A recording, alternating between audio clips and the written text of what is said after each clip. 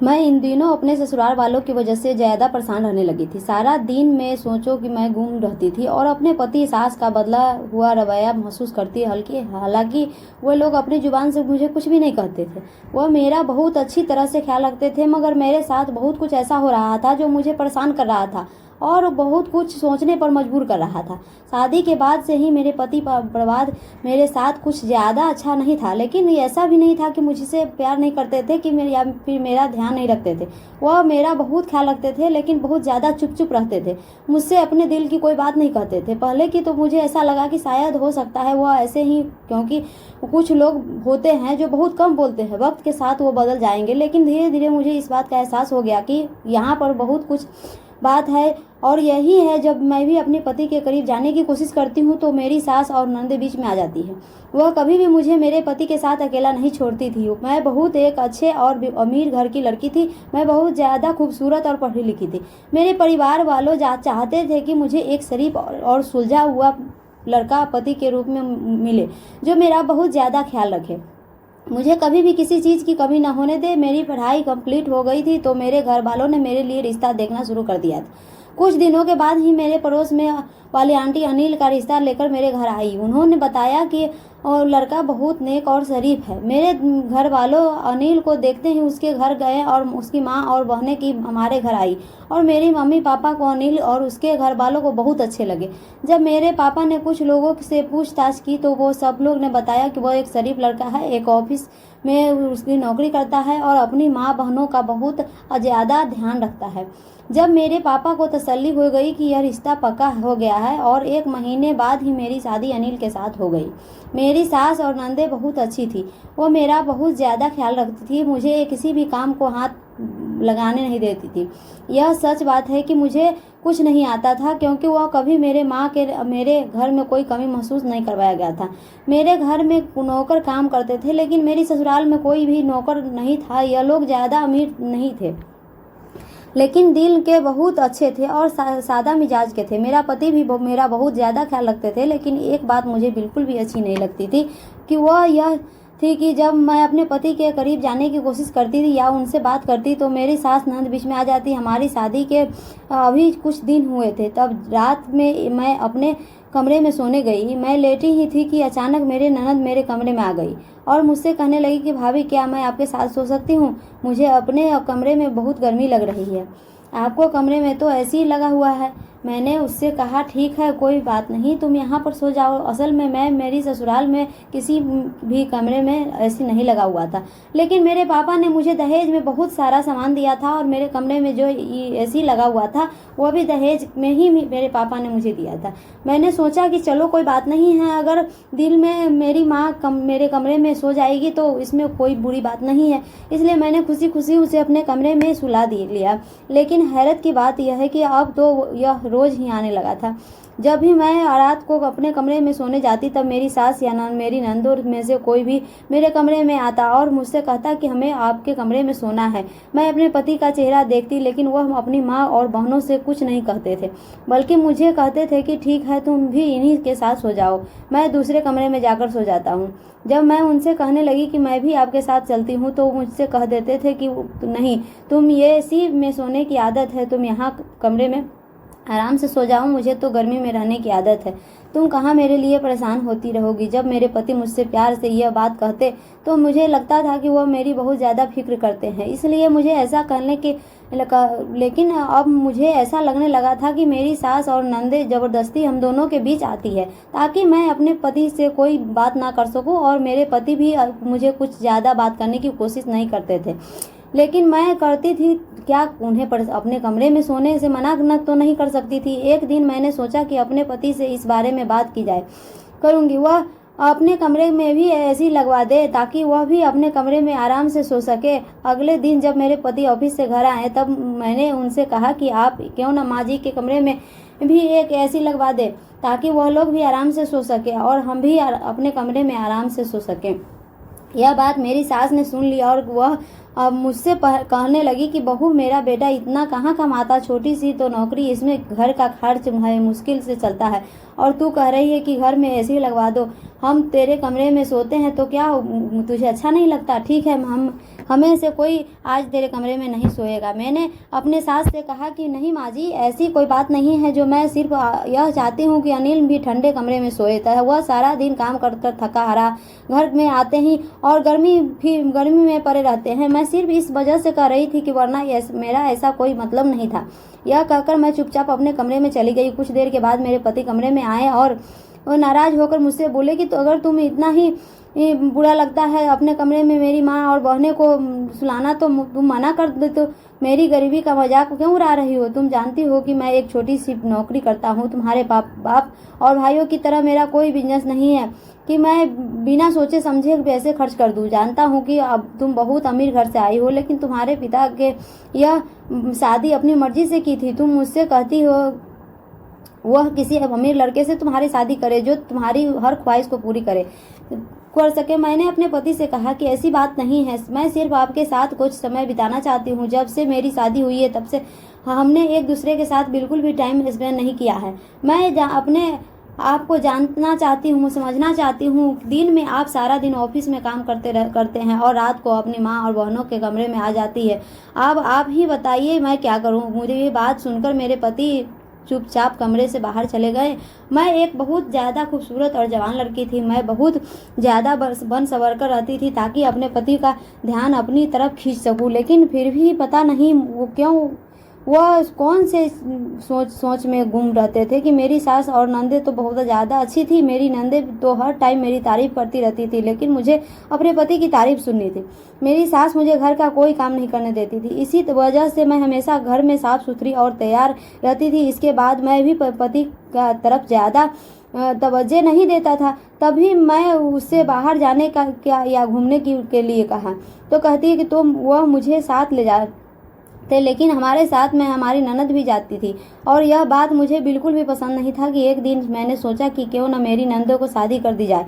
जब वो अपने घर झुकी हो जाएगी तो मैं हमारी ज़िंदगी में इंटरफेयर करना बंद हो देगी। यही सोचकर मैंने अपनी सास से बात की तो वो मुझसे कहने लगी, बेटे भी यही चाहता हूँ कि तुम्हारी नंदों की शादी हो जाए, वो अपने घर में खुशी से रहने लगी। मैं क्या करूँ? हमारे पास इतने पैसे नहीं हैं कि हम उनकी शादी कर सके। अगर तुम अपने पिता से कहकर हमारी कुछ मदद करवा दो तो आज ही अपनी बेटी के साथ लिए रिश्ता देखना शुरू कर देती हूँ। मुझे अपनी सास की यह बात थोड़ी नागुबार गुजरी, लेकिन मैं क्या करती, अपनी ननद की शादी करवाने में ही मेरा फायदा था। इसलिए मैंने अपने पिताजी से कहकर अपनी ननद के शादी के सारे इंतजाम करवा दिए। मेरी सास ने भी फौरन ननद के लिए रिश्ता देख लिया। मुझे तो ऐसा लगता था जैसे उन्होंने पहले से ही रिश्ता देख रहा है। वह इंतजाम मैं ही कि अपनी ननद की शादी में इंतजाम अपने पिता से करवा दूं।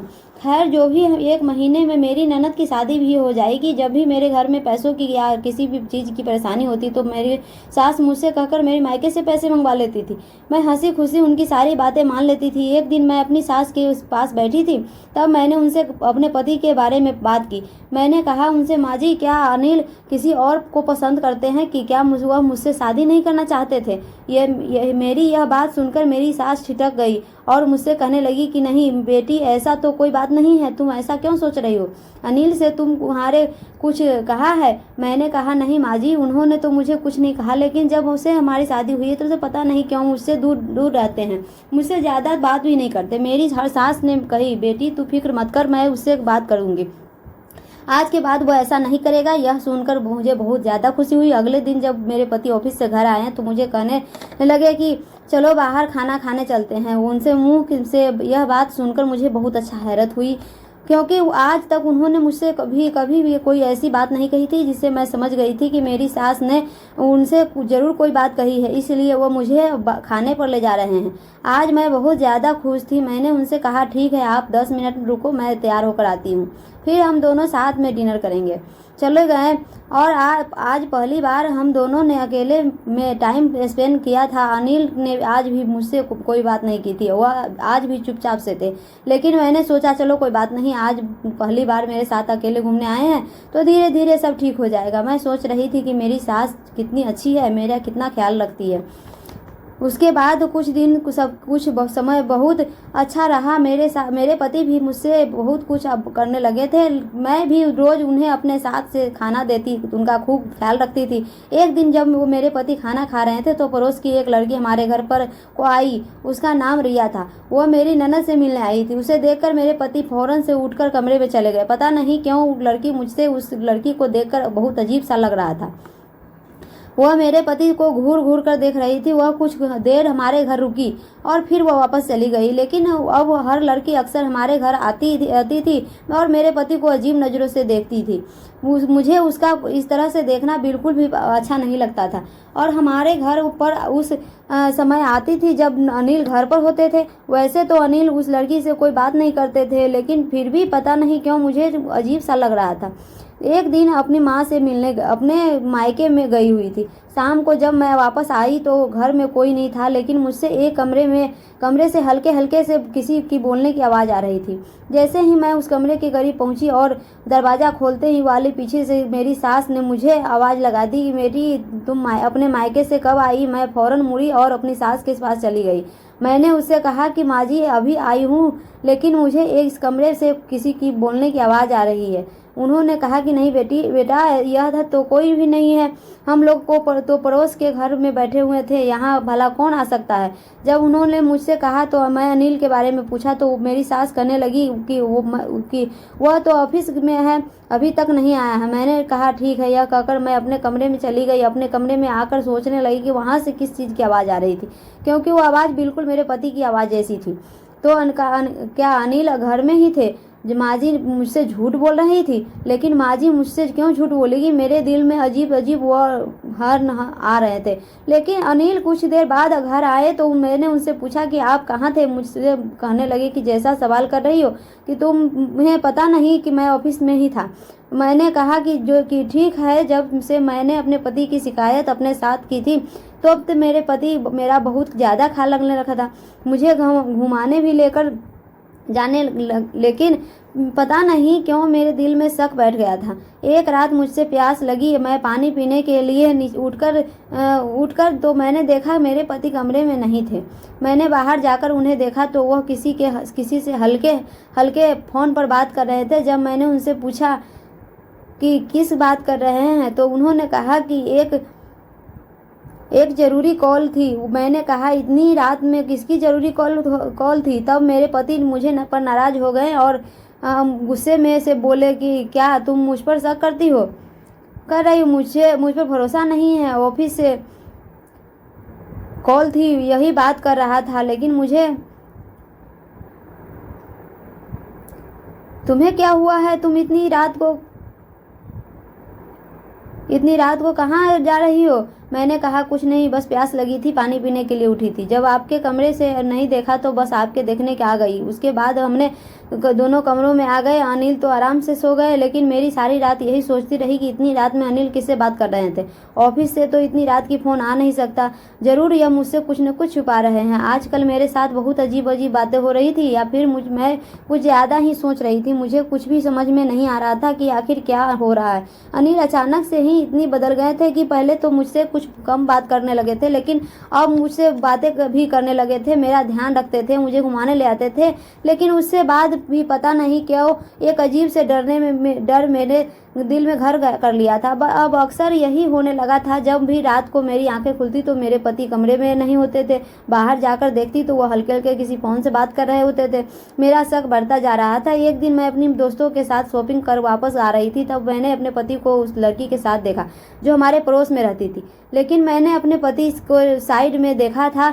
मैं ठीक से तो उन्हें नहीं देख पाई थी, लेकिन वह मेरे पति ही थे। अपने पति की पहचान तो मैं हज़ारों में कर सकती हूँ। यह देखकर मुझे बहुत ज़्यादा परेशान हुई और पूरे रास्ते यही सोचने लगी मेरे पति आखिर उस लड़की के साथ क्या कर रहे थे। जैसे ही मैं घर पहुँची तो हैरान रह गई यह देखकर कि मेरे पति तो कमरे में लेटे थे।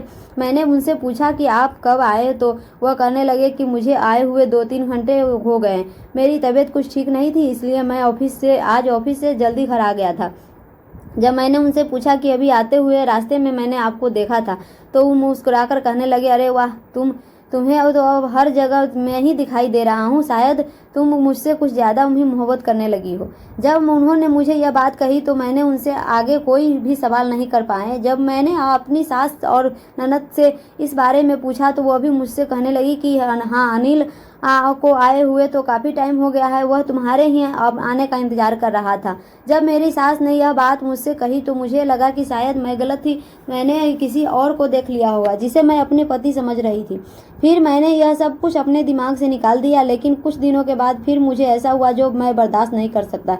बिल्कुल बाहर था, मैं सोच रही भी नहीं सकती थी कि मेरे पति और ससुराल वालों मिलकर मुझे इतना बड़ा धोखा दे रहे होंगे। मेरे पति के चेहरे भाई की शादी की थी, वह लोग दूसरे शहर में रहते थे। हमने उनकी शादी में अटेंड करने कुछ दिनों के लिए वहां जाना था। मैं बहुत ज़्यादा खुशी थी कि चलो इसी बहाने हम दोनों पति पत्नी कहीं बाहर घूमने जाएंगे और खूब एंजॉय करेंगे। मैंने अपनी पति सारी शॉपिंग कर ली थी, हम शाम को निकलने वाले थे। लेकिन जब मेरे पति ऑफिस से आए तो मुझसे कहने लगे कि मैं आप लोगों के साथ नहीं जा सकता, मुझे ऑफिस में बहुत ज़्यादा ज़रूरी है, काम है, तो आप लोग चले जाओ। यह सुनकर मुझे बहुत ज़्यादा दुख हुआ क्योंकि मैं अपने पति के साथ जाना चाहती थी। मैंने उनसे कहा कि ठीक है, अगर आप नहीं जा रहे हैं तो मैं भी नहीं जा रहा आपके साथ, रुक जाती हूँ यहाँ तो आप अकेले परेशान होंगे ना। लेकिन वह मुझसे कहने लगी कोई परेशानी नहीं होगी, तुम सब लोग के साथ जाओ, वैसे भी अगर तुम नहीं जाओगी तब सब लोग तुम्हारे बारे में सवाल करेंगे। मैंने बहुत रुकने की कोशिश की लेकिन मेरे पति ने मुझे अपनी माँ को और बहनों के साथ शादी में भेज दिया। हम दोनों वहाँ 3-4 दिन रुकना था, लेकिन वहाँ जाते ही अचानक मेरी तबीयत खराब होने लगी, जिस वजह से मैं दूसरे दिन ही वापस आ गई। लेकिन मैंने यह बात अनिल को नहीं बताई थी क्योंकि मैं उससे सरप्राइज देना चाहती थी, लेकिन मुझे यह क्या पता था कि मैं खुद सरप्राइज हो जाऊंगी। जैसे ही मैं घर पहुंची तो मुझे अपने कमरे से किसी के हंसने की और बात करने की आवाज़ आ रही थी। मैं दरवाज़ा खोलकर अंदर गई तो पैरों तले ज़मीन निकल गई थी। ऐसा लग रहा था जैसे सातों आसमान मेरे सिर पर गिर गए हैं। तो कुछ देर के लिए तो वही जम गई थी। मैंने देखा कि मेरे पति और मेरे पड़ोस में रहने वाली लड़की रिया एक दूसरे के करीब थे और वह एक दूसरे से इतने करीब थे कि मैं समझ गई थी कि इन दोनों में कोई बहुत करीबी रिश्ता है। जब अनिल की नज़र मुझ पर पड़ी तो वह एकदम से उस लड़की से पीछे हट गया था और मेरे पास आकर मुझसे कहने लगे कि ये तुम यहाँ इतनी जल्दी, तुम तो कुछ दिन बाद आने वाली थी। देखो जैसा तुम सोच रही हो वैसा कुछ भी नहीं है, तुम बैठो, मैं तुम्हें समझाता हूँ। मैंने उनसे कहा कि अब मैं क्या समझना बाकी रह गया है, जो कुछ भी मैं देख चुकी हूँ क्या वह काफ़ी नहीं है? तुम इसलिए हमारे साथ शादी में नहीं गए थे ताकि यहाँ मेरे पीठ पीछे इस लड़की के साथ सब कुछ कर सको। उस दिन तुमने मुझसे झूठ बोला था ना, तुम बाहर इसी लड़की के साथ घूम रहे थे। तुम्हारे घर वालों भी इसी सभी मिले हुए हैं, उन्होंने भी मुझसे झूठ बोला था कि मैंने तुम्हारा क्या बिगाड़ा है जो तुमसे मुझे इतना बड़ा धोखा दिया। अनिल के फ़ोन पर अपनी माँ को और बहनों को भी बुला लिया था। वह बहुत ज़्यादा शर्मिंदा था। उससे अपनी माँ से कहा कि यह सब कुछ आपकी वजह से हुआ है, अगर आप मुझे इस शादी के लिए मजबूर नहीं करती तो यह सब कुछ नहीं होता। हमने हमारी ज़िंदगी पर बात कर घर रख दी है, तो सिर्फ अपनी बेटियों की खातिर आपको यह सब कुछ कर क्या मिला है? आपकी बेटियां तो अब आबाद हो गई लेकिन मैं बर्बाद हो गया था। मुझे कुछ भी समझ में नहीं आ रहा था कि अनिल अपनी माँ से क्या कर रहा था। उसके बाद अनिल ने मुझे बताया कि वह बचपन से ही रिया से मोहब्बत करता था और यह लड़की भी उससे मोहब्बत करती थी, लेकिन अनिल की माँ उसकी शादी एक बहुत अमीर घराने में कराना चाहती थी, लेकिन अनिल रिया से ही शादी करना चाहता था। जब अनिल ने अपनी माँ से ज़्यादा जीत की तो उन्होंने उसे कसम दे दी थी कि उनकी मर्जी की लड़की ही से शादी करेगा। अनिल की माँ ने अनिल से कहा था कि एक अमीर लड़की से उसकी शादी करवाएगी, वह बहुत सारा दहेज लेकर आएगी और इससे उसका घर की सारी परेशानियाँ दूर हो जाएगी और उनकी बेटियाँ भी शादी हो जाएगी। और जब उनकी सारी बेटियां की शादी हो जाएगी तब वो उस लड़की को धक्के मारकर घर से निकाल देंगे और अनिल की शादी रिया से करवा देंगी।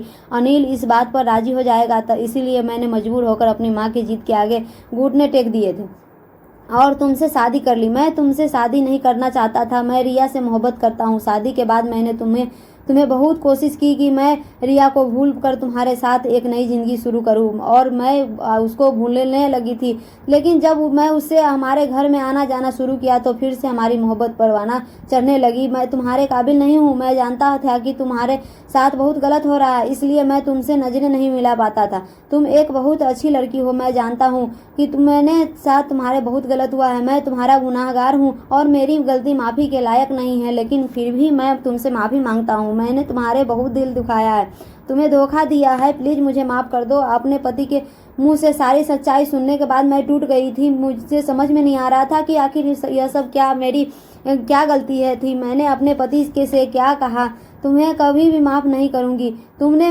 और तुम्हारे परिवार ने मिलकर मुझे धोखा दिया। आखिर मैं क्या कसूर था जो तुम लोगों ने मेरे साथ यह सब कुछ किया। मैं सोच भी नहीं सकती थी कि मैं पैसों के लालच में तुम लोग किसी लड़की की ज़िंदगी बर्बाद कर सकते हो। मैं तुम्हें और इस घर का हमेशा के लिए छोड़ कर जा रही हूँ। इसके बाद मैं अपने मायके आ गई। मैंने अपने पिताजी की सारी बातें बताई। मेरे पिताजी ने कहा तुम्हें वहाँ जाने की कोई ज़रूरत नहीं है, ऐसे लोगों के से निपटना है अच्छी तरीके से जानता हूँ। मैं इन लोगों को सजा दिलाकर ही रहूँगा, तुम फिक्र मत करो। मुझे अपने घर लाए हुए 1 हफ्ता हो गया था। अनिल मुझसे मिलने मेरे घर आया हुआ था। वह मुझसे वापस ले जाना चाहता था। उसने मुझसे माफ़ी मांगी और मुझसे कहा कि तुम प्लीज़ मेरे साथ चलो। तुम्हारे जाने के बाद मुझे एक बात का एहसास हुआ है कि मैं तुम्हारे साथ बगैर नहीं रह सकता। मैं तुमसे मोहब्बत करने लगा हूँ और इस बात का एहसास मुझे तुम्हारे जाने के बाद हुआ। तुम जब मेरे साथ थी तो मुझे इस बात का एहसास नहीं था। तुमसे अलग होने के बाद मुझे इस बात का एहसास हुआ है कि तुम्हारे बगैर नहीं जी सकता। मुझे ऐसा प्लान लगता था कि मैं रिया से मोहब्बत करता हूँ, लेकिन नहीं, अब मैं उससे मोहब्बत नहीं करता। अब मैं तुमसे मोहब्बत करता हूँ। जानता हूँ कि मैं और मेरे घर वाले ने गलत इरादे से तुमसे रिश्ता बनाया था, लेकिन अब मैं सच्चाई की बुनियादों पर अपने रिश्ते को आगे बढ़ाना चाहता हूँ। मैं तुम्हारे बगैर नहीं रह सकता, प्लीज़ मेरे साथ चलो। अनिल ने तो बहुत आसानी से कह दिया था कि जो कुछ भी मैंने अपनी आंखों से देख रहा था वह मैं कैसे भूल सकती थी। मेरे लिए इतना आसान नहीं था वह सब कुछ भुलाना।